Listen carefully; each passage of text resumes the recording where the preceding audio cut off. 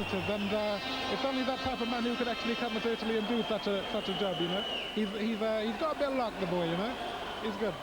And it just goes to show how hard you've got to work for this game, because he really has shut himself away from everybody for nearly 3 months and gone eyeball to eyeball with his trainer Jimmy Tibbs, who got him in great shape tonight. And I tell you, that's what we're both going to have to do for this next confrontation we're going to have. We're going to shy ourselves out of the way and actually get down to the hard sacrifice and the basic grueling tasks of getting into top condition to do the job what we have to do on that night, whenever that night will take place. That's right. Chris Eubank, thanks very much for joining us. Worth a trip from Monte Carlo to see this one, wasn't it? It certainly was. Well, there we are. What a dramatic night it's been here in Rome, and there's still people complaining about around me, and 1 or 2 Italians are still very unhappy about what's happened here. As Barry Hearn said, the Italians had more strokes than the boat race, but it's ended up with Nigel Benn on top of the world. Leeds are back in Europe. Nigel Benn rules the world. Not a bad night. Bye-bye from Rome.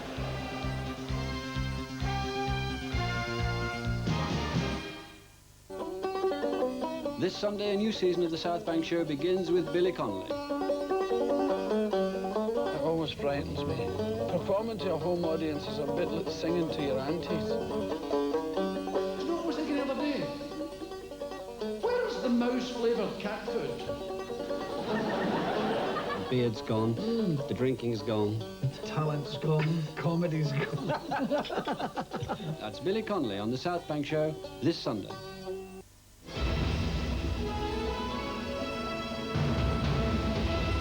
This is London Weekend Television, part of the ITV network.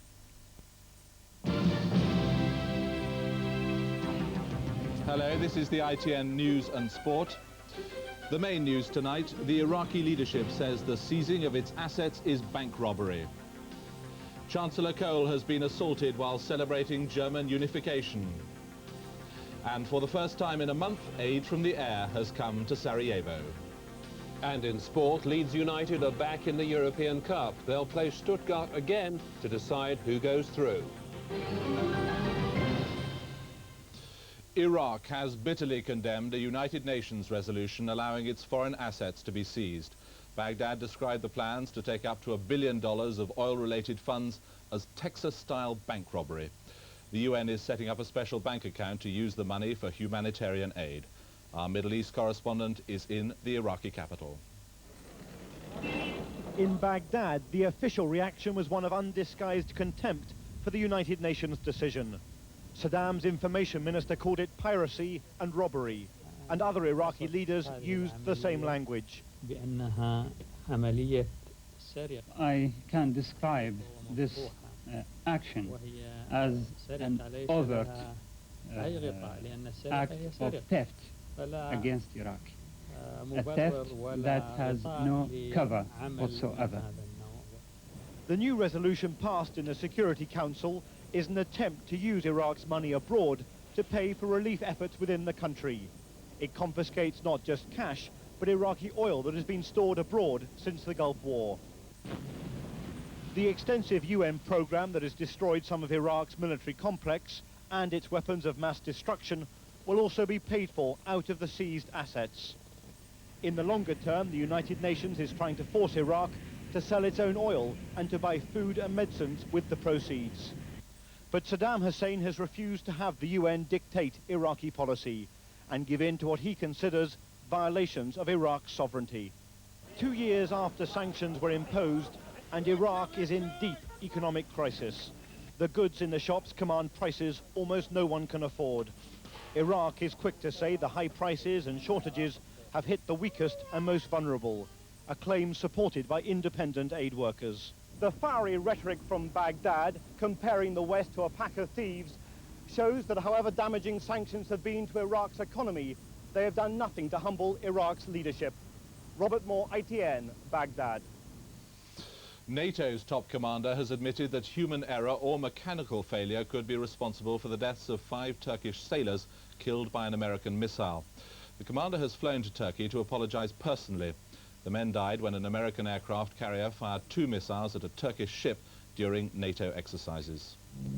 Today, ships from a dozen countries in this NATO exercise continued north up the coast of Turkey, leaving the Turkish destroyer Muavenet limping towards port, where the authorities will begin a full-scale examination of the damage. Of the 14 injured, 8 are still in hospital, suffering mostly from burns. NATO Supreme Commander General John Shalik-Azvili flew to Ankara this morning to meet Turkish general staff as intense efforts continue to repair diplomatic relations here. I felt it very important that I would come to express my sympathy and our condolences to the families of the victims. The United States has set up a board of inquiry into the incident in which 2 Sea Sparrow missiles were accidentally launched from this missile pod on the Saratoga.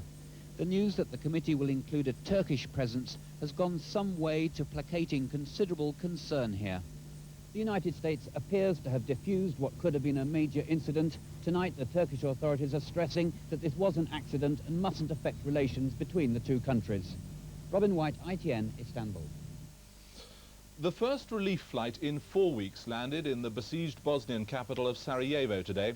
Aid workers warned that food supplies are so short, 400,000 could die this winter in the Republic. Hal Jones at ITN reports.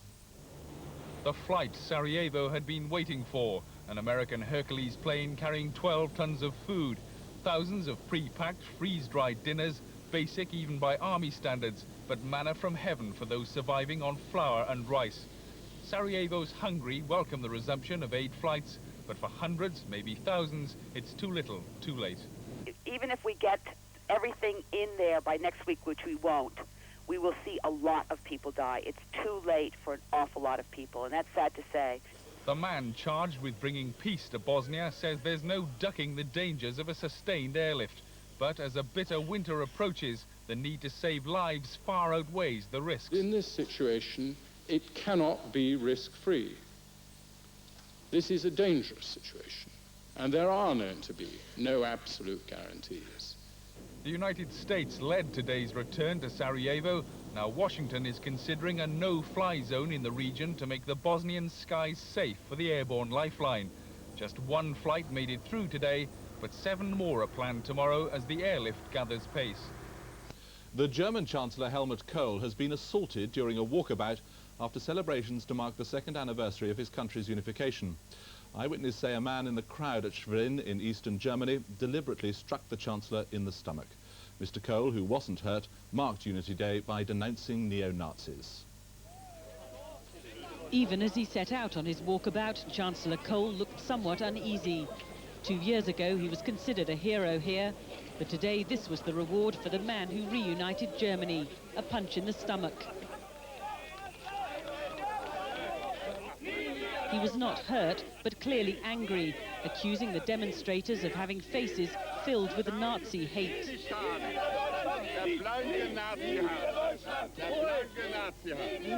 In fact, the protesters were socialists and anarchists. Elsewhere in the town, they attracted a sizable turnout to rallies where banners condemned the new German state, claiming it had brought only unemployment and economic hardship. Late this afternoon, the riot police moved in to arrest a number of demonstrators, fearing the situation could escalate. Several were manhandled into the town's police station and later bussed out of the area. For most people, though, this was simply a day of celebration for the new Germany. But the euphoria of 2 years ago has gone. As Chancellor Kohl discovered today, unification alone is not enough. He must now deliver a better future. Libby Wiener, ITN, Schwerin. Here, opinion polls in 2 of tomorrow's papers suggest John Major's personal rating has fallen dramatically. It adds to Mr Major's problems on the eve of the Conservative Party conference in Brighton, and senior members of Lady Thatcher's old cabinet are now falling out with one another over Britain's European policy. The Tories' Brighton conference was never going to be easy for them. John Major must restore his damaged credibility and reassure a worried party he's in command. But he's getting no help from the party's grandees, who've had some furious exchanges over Europe. Lady Thatcher's old cabinet's in open warfare. First, Lord Howe, once Foreign Secretary, offered the hard European line. The party must confirm support for the Maastricht Treaty. Then Lord Ridley, former Trade Secretary, suggested Mr Major's on trial at Brighton, and the Eurosceptics are right. This morning, Lord Lawson, once Chancellor, joined in, saying in his memoirs that he originally thought Mr Major might have been the wrong choice when he joined the Treasury team. And lastly, Lord Tebbit, another former Trade Secretary, said Maastricht was noticeably absent from the conference agenda. Do you know, the Maastricht Treaty isn't mentioned. And I think we're all supposed to nod and wisely and say, well, what a very good thing, and I'm sure they know what they're up to, and walk quietly away. It may not be quite as peaceful as that. And Mr Major's popularity is taking a hammering. One opinion poll shows his personal rating down from 47 to 33%. And another shows satisfaction with his performance down from 43 to 34. Loyalists say that'll change. John Major's credibility is intact. He won a great general election for us in April, and he'll turn up trumps, I'm absolutely certain. And while party managers will try to ensure that rows over Europe and the economy don't completely overshadow this conference, a great unknown is what Lady Thatcher will do. They had hoped they'd secured a deal with her. However, that was before the Prime Minister announced that he was reintroducing the Maastricht Bill. Mark Webster, ITN, Westminster. A top Northern Ireland bishop has appealed for calm in the face of continuing violent attacks in the province. In a special address to his congregation tonight, the Bishop of Down and Connor spoke of the chilled silence of fear after a series of murders and attempted murders. Saturday night in Belfast, and while there's normality behind the heavy cordon of checkpoints, on the other side of the city, a Catholic bishop appeals to hundreds of people in evening mass not to despair after a wave of sectarian murders. My dear people, the streets of parts of our city are enveloped at night in an eerie silence, the chilled silence of fright and fear. The day had started with another funeral, a Protestant man who was shot dead in his flat 3 days ago. A Presbyterian minister said the killers of 27-year-old Harry Black were trying to provoke sectarian strife. Tonight's Catholic service ended with an appeal from Bridie O'Hara, the Belfast mother who had pleaded in vain for gunmen to spare her son and shoot her instead. She called on sectarian gangs not to seek revenge. Andrew Simmons, ITN, Belfast. Now with news of the day's sport, David Bobin. European football's governing body UEFA tonight gave Leeds United another chance to compete for European Cup glory. They ordered a replay of their tie with Stuttgart at a neutral ground after the German champions fielded too many foreign players. Leeds trooped off the Portman Road pitch today, well beaten by Ipswich and still confused by the complicated UEFA politics being played out in Zurich. The team was still convinced the right result was that Stuttgart should be thrown out of the competition. Well, you try not to think of it. I do anyway, because until somebody says something, I don't know what's happening. All that I say and I repeat is that rules are rules. But as Leeds' exhausted players headed for home, the meeting to decide their European future went on for almost 4 hours. And at the end, the four-man disciplinary committee came up with a compromise. For a clear breach of a rule intended to stop British clubs from fielding a mixture of British players, the German club was effectively being given another chance. The drama will continue on a neutral ground, probably in Holland or Belgium, with the scores level. But this time Leeds will be favourites to go through. Blackburn are the new leaders of the Premier League tonight. Their 7-1 win against previous leaders Norwich was Blackburn's biggest victory since 1963. Alan Shearer was on the mark once again. He scored 2 and made 3 to take his total to 13 so far this season. Kevin Gallagher was on the score sheet for Coventry in their 2-2 draw with Crystal Palace, and Steve Bruce put Manchester United ahead in the 1-1 draw at Middlesbrough. So a new look for the top of the table, Norwich slipping to second place behind big spending Blackburn, Coventry a third. In the first division, Charlton were looking to extend their unbeaten start to 10 matches against Southend at Upton Park. Southend had created the best chances before they took a second half lead. Locke's cross headed home in style by Andy Ansah. But Charlton were level within 2 minutes. Balmer's free kick finding Kim Grant. It was the Guyanan's second goal in successive matches. Ali McCoy still the scourge of Scottish defenders and goalkeepers. McCoy struck all 4 of Rangers' goals this afternoon against Falkirk. He's now on 18 goals so far this season. Rangers stay top ahead of their old firm rival Celtic, who beat Dundee by 1-0. Hearts were held 1-1 by St Johnstone.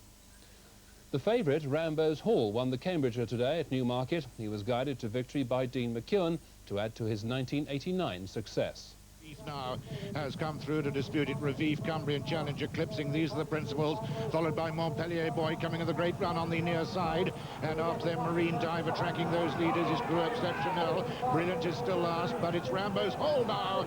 The Rambo's Hall who's burst through to take it up, and right over on the far side Malotti coming well too, but it's Rambo's Hall in front, bidding to win his second Cambridgeshire. Lester Pickett is in second on Montpellier Boy, and then Dubronton coming well, but it's Rambo's Hall wins his second Cambridgeshire. And the full SP, Rambo's Hall, the 92 favourite. Second, Montpellier Boy, 12-1. Third, Double Entendre at 8-1. And fourth, Dewahi at 33-1. Rugby Union, the South African Springboks' first international tour match in more than a decade, has ended in defeat. The French B team beat them 24-17 in Bordeaux. Here, Wasps maintain their 100% record in the English Courage League with a narrow victory over Leicester. They wore down the Tigers' defence to allow hooker Kevin Dunn to go over the line and snatch the game in difficult conditions at Sudbury. And just a reminder that Nigel Benn is the new WBC World Super Middleweight Champion after his bout ended in farce and controversy. The defending champion, Mauro Galvano, was stopped by Benn at the end of the third round. The Italian argued for a technical draw, but after chaotic scenes, Benn was given the verdict. Finally, Dutch police have arrested a Nigerian found with 186 false identity papers. He had 29 Nigerian passports, 30 British passports, 74 Dutch work permits, 12 driving licenses, 18 birth certificates, as well as student cards and forged cheques. Police say they're not sure who he is. He's unlikely to need any of his travel documents for a while. That's the news this evening from all of us here. Good night.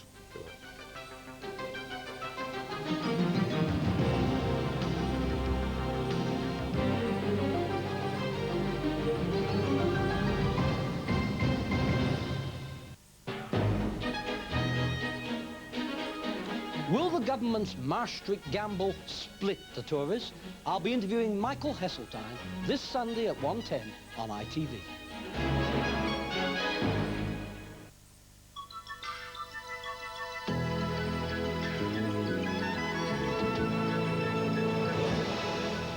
Hello, good evening. Well, after a fairly miserable old Saturday weather-wise, winds become our main concern for tomorrow, and our wind flow chart here helps explain things more clearly with a deep area of low pressure way over the continent there. And even though it's fairly way down south, it's still close enough to cause those strong winds to set in. But then slowly but surely, as the week wears on, well, high pressure begins to take over, and so come round about midweek, we can expect a good spell of rather sunny autumn weather. Not during the next 24 hours, I'm afraid to say. And we see the first sign of those strong winds setting in down south tonight. Mainly a dry night in prospect, perhaps some touches of ground frost in Scotland, and perhaps 1 or 2 showers down the eastern coast of the country. So as we move into tomorrow, we do so on a fairly pleasant sunny note for the northwest, as well as Wales and parts of West Wales. Good bursts of sunshine coming through. Fairly good Sunday here, at least, for getting out and about. A whole deal more cloud around for the southeast, but still some sunshine coming through. But of course, the thing to bear in mind is those winds. Very much a key feature for tomorrow, very strong indeed. In fact, up to gale force for some places in the east, particularly Kent, for example, and in turn spoiling those temperatures of 14 or 15. So I leave you with a reminder of those strong winds.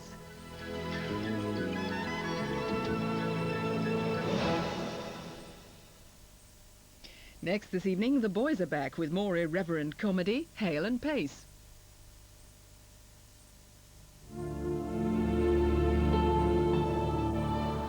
So you can tell us apart. He sounds different.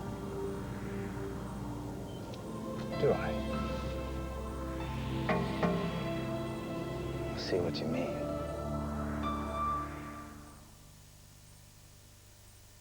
This stamp collection is worth £1 million. Simply collect the stamps from the Mail on Sunday and the Daily Mail, and you could win daily cash prizes of £10,000. Or £25,000.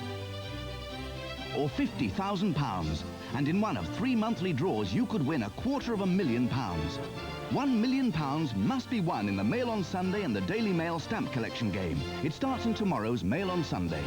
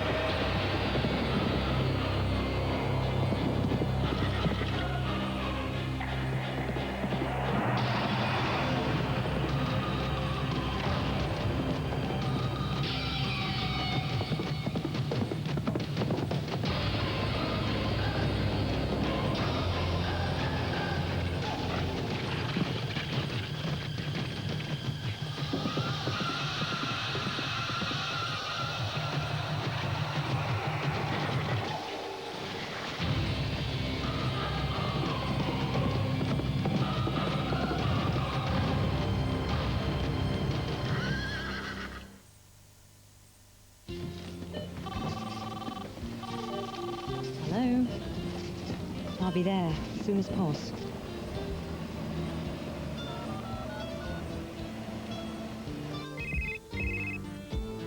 Hello? Oh, hi. Blocked in where? Right, I'm on my way. Owning a mobile phone has never been more affordable, and at Cellnet we're already helping all kinds of people take more control of their busy lives. Oh, am I glad to see you. Are you coming in? No. Seeing as you're here, I don't suppose you'd take a look at one of my milking machines, would you? No way.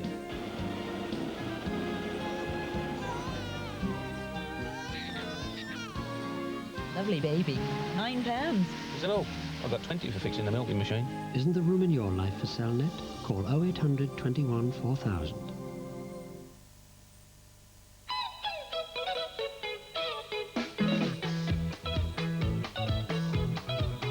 Chocolate. Chocolate. Thinking about the chocolate. Thinking about the chocolate. Thinking about your taste. Thinking about your chocolate. Thinking about your taste. Thinking about your taste. Thinking about taste.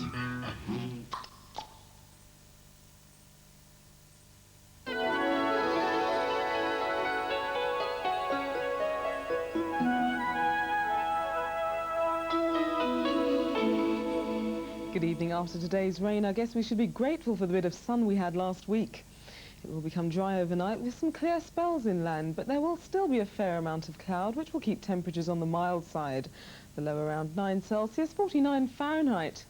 Showers will then develop during the morning, especially in the eastern districts, but further inland it will stay dry on the whole, with some sunny spells too. Rain will continue along the coasts, with perhaps a few inland, but these will die away toward the evening. Top temperature 16 Celsius, 61 Fahrenheit. And the outlook for Monday is mainly dry with sunny spells and just the small chance of a shower. Take care if you're off out tonight, and join me again tomorrow at 5 minutes to 1. Good night.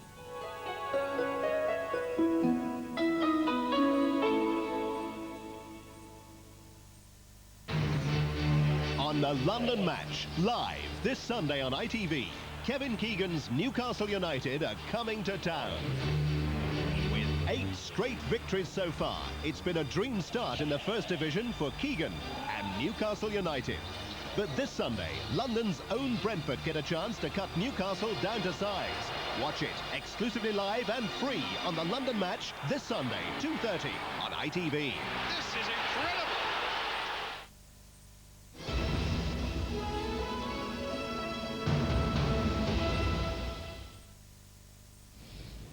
As you may know, things have been going rather badly for me lately. Since I was made redundant, I started drinking rather heavily. Put my family through hell. Then Audrey, my wife, left me and took the kids. We could have patched it up, I know we could, if it hadn't been for the car accident. Then this morning, I had a letter from the clinic. The tests are positive. Apparently, I've only got a few months left to live. Anyway, enough about me. The bride and groom.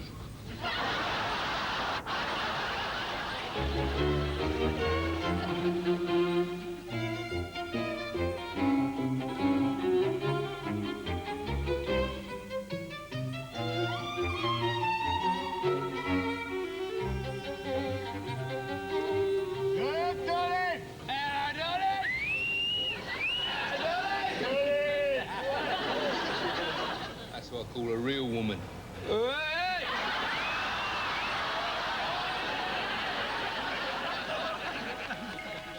car of tomorrow.